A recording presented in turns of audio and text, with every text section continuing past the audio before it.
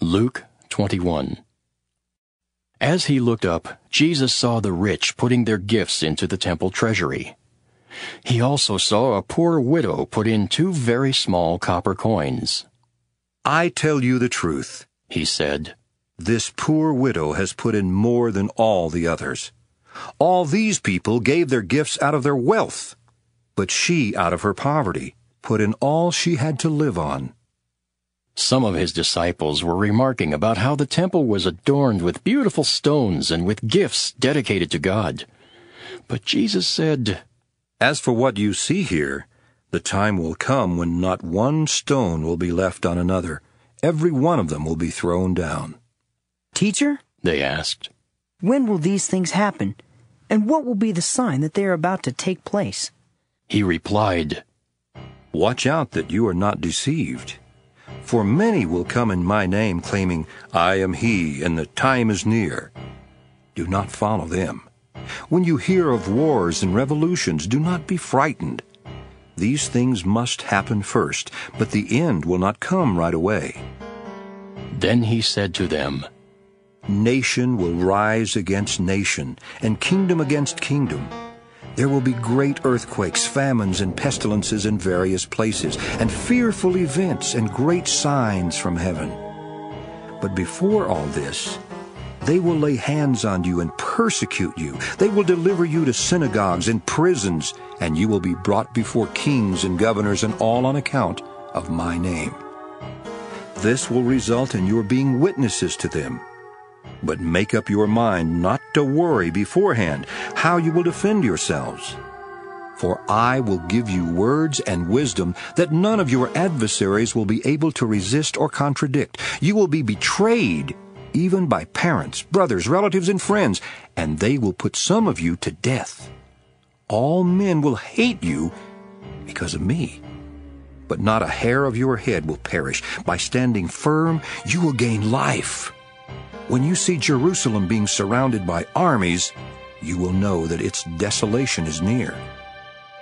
Then let those who are in Judea flee to the mountains. Let those in the city get out, and let those in the country not enter the city. For this is the time of punishment in fulfillment of all that has been written. How dreadful it will be in those days for pregnant women and nursing mothers! There will be great distress in the land and wrath against this people. They will fall by the sword and will be taken as prisoners to all the nations. Jerusalem will be trampled on by the Gentiles until the times of the Gentiles are fulfilled. There will be signs in the sun, moon, and stars. On the earth, nations will be in anguish and perplexity at the roaring and tossing of the sea. Men will faint from terror, apprehensive of what is coming on the world, for the heavenly bodies will be shaken. At that time they will see the Son of Man coming in a cloud with power and great glory. When these things begin to take place, stand up and lift up your heads, because your redemption is drawing near." He told them this parable. Look at the fig tree and all the trees. When they sprout leaves, you can see for yourselves and know that summer is near. Even so, when you see these things happening, you know that the kingdom of God is near. I tell you the truth, this generation will certainly not pass away until all these things have happened. Heaven and earth will pass away, but my words will never pass away. Be careful, or your hearts will be weighed down with dissipation, drunkenness, and the anxieties of life. And that day will close on you unexpectedly like a trap. For it will come upon all those who live on the face of the whole earth. Be always on the watch, and pray that you may be able to escape all that is about to happen, and that you may be able to stand before the Son of Man. Each day Jesus was teaching at the temple, and each evening he went out to spend the night on the hill called the Mount of Olives. And all the people came early in the morning to hear him at the temple. Luke 22. Now the feast of unleavened bread, called the Passover, was approaching, and the chief priests and the teachers of the law were looking for some way to get rid of Jesus, for they were afraid of the people. Then Satan entered Judas, called Iscariot, one of the 12. And Judas went to the chief priests and the officers of the temple guard and discussed with them how he might betray Jesus. They were delighted and agreed to give him money. He consented and watched for an opportunity to hand Jesus over to them when no crowd was present. Then came the day of unleavened bread, on which the Passover lamb had to be sacrificed. Jesus sent Peter and John, saying, "Go and make preparations for us to eat the Passover." "Where do you want us to prepare for it?" they asked. He replied, "As you enter the city, a man carrying a jar of water will meet you. Follow him to the house that he enters, and say to the owner of the house, 'The teacher asks, where is the guest room where I may eat the Passover with my disciples?' He will show you a large upper room all furnished. Make preparations there." They left and found things just as Jesus had told them, so they prepared the Passover. When the hour came, Jesus and his apostles reclined at the table, and he said to them, "I have eagerly desired to eat this Passover with you before I suffer. For I tell you, I will not eat it again until it finds fulfillment in the kingdom of God." After taking the cup, he gave thanks and said, "Take this and divide it among you. For I tell you, I will not drink again of the fruit of the vine until the kingdom of God comes." And he took bread, gave thanks and broke it, and gave it to them, saying, "This is my body given for you.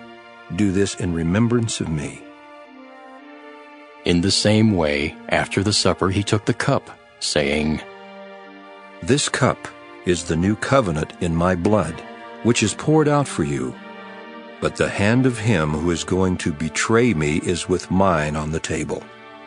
The Son of Man will go as it has been decreed, but woe to that man who betrays him." They began to question among themselves which of them it might be who would do this. Also, a dispute arose among them as to which of them was considered to be greatest. Jesus said to them, "The kings of the Gentiles lord it over them, and those who exercise authority over them call themselves benefactors. But you are not to be like that. Instead, the greatest among you should be like the youngest, and the one who rules like the one who serves.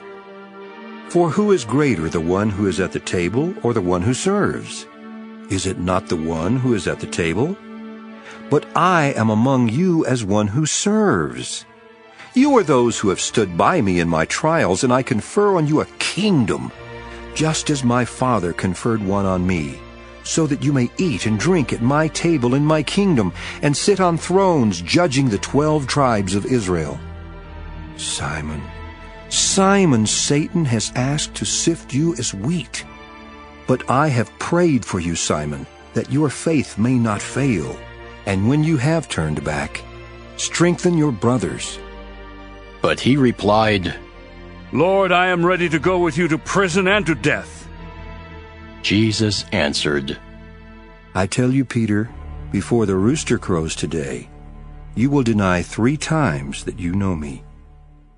Then Jesus asked them, "When I sent you without purse, bag, or sandals, did you lack anything?" "Nothing," they answered. He said to them, "But now, if you have a purse, take it, and also a bag. And if you don't have a sword, sell your cloak and buy one. It is written, 'And he was numbered with the transgressors.'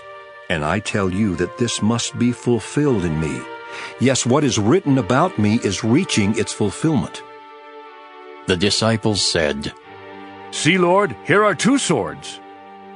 "That is enough," he replied. Jesus went out as usual to the Mount of Olives, and his disciples followed him. On reaching the place, he said to them, "Pray that you will not fall into temptation." He withdrew about a stone's throw beyond them, knelt down and prayed, "Father, if you are willing, take this cup from me. Yet not my will, but yours be done." An angel from heaven appeared to him and strengthened him. And being in anguish, he prayed more earnestly, and his sweat was like drops of blood falling to the ground. When he rose from prayer and went back to the disciples, he found them asleep, exhausted from sorrow. "Why are you sleeping?" He asked them. "Get up and pray, so that you will not fall into temptation." While he was still speaking, a crowd came up, and the man who was called Judas, one of the 12, was leading them. He approached Jesus to kiss him, but Jesus asked him, "Judas, are you betraying the Son of Man with a kiss?" When Jesus' followers saw what was going to happen, they said, Lord, should we strike with our swords? and one of them struck the servant of the high priest, cutting off his right ear. But Jesus answered, "No more of this." and he touched the man's ear and healed him. Then Jesus said to the chief priests, the officers of the temple guard, and the elders who had come for him, "Am I leading a rebellion that you have come with swords and clubs? Every day I was with you in the temple courts, and you did not lay a hand on me. But this is your hour, when darkness reigns." Then, seizing him, they led him away and took him into the house of the high priest. Peter followed at a distance. But when they had kindled a fire in the middle of the courtyard and had sat down together, Peter sat down with them. A servant girl saw him seated there in the firelight. She looked closely at him and said, This man was with him. but he denied it. Woman, I don't know him. He said. A little later, someone else saw him and said, You also are one of them. Man, I am not. Peter replied. About an hour later, another asserted, Certainly this fellow was with him, for he is a Galilean. Peter replied, Man, I don't know what you're talking about. Just as he was speaking, the rooster crowed. The Lord turned and looked straight at Peter. Then Peter remembered the word the Lord had spoken to him. "Before the rooster crows today, you will disown me 3 times." And he went outside and wept bitterly. The men who were guarding Jesus began mocking and beating him. They blindfolded him and demanded, Prophesy! Who hit you? and they said many other insulting things to him. At daybreak, the council of the elders of the people, both the chief priests and teachers of the law, met together, and Jesus was led before them. If you're the Christ, They said. tell us. Jesus answered, "If I tell you, you will not believe me, and if I asked you, you would not answer. But from now on, the Son of Man will be seated at the right hand of the mighty God." They all asked. Are you then the Son of God? He replied. "You are right in saying I am." Then they said, Why do we need any more testimony? We have heard it from his own lips.